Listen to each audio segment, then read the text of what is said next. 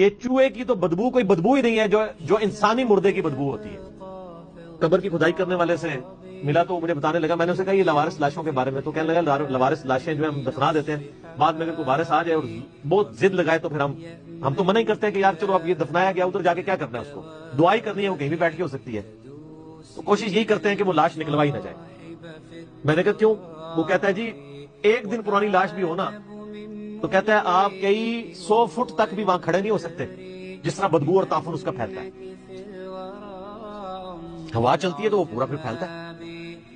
اور کہتا ہے یہ تو تعفن ہے نا، جو کیڑے ہوتے ہیں نا اس کے اوپر، وہ لاش نکالیں آپ کیسے؟ تو کہتے ہیں وہ اتنے سپرے لانے پڑتے ہیں، وہ پھر مارتے ہیں، کیڑے سائڈ پہ ہوتے ہیں، پھر لاش نکالتے ہیں۔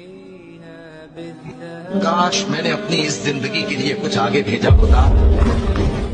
اے کاش مجھ کو میرا اعمال نامہ نہ دیا جاتا اور مجھے معلوم نہ ہوتا کہ میرا حساب کیا ہے، اے کاش موت میرا کام تمام کر چکی ہوتی، آج میرا مال میرے کچھ بھی کام نہ آیا،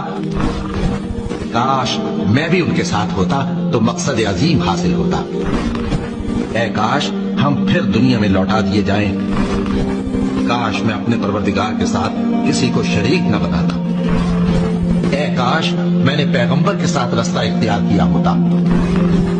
کاش میں نے فلاں شخص کو دوست نہ بنایا ہوتا، اے کاش ہم اللہ کی فرما برداری کرتے اور رسول صلی اللہ علیہ وآلہ وسلم کا حکم مانتے، اے کاش میں مٹی ہوتا۔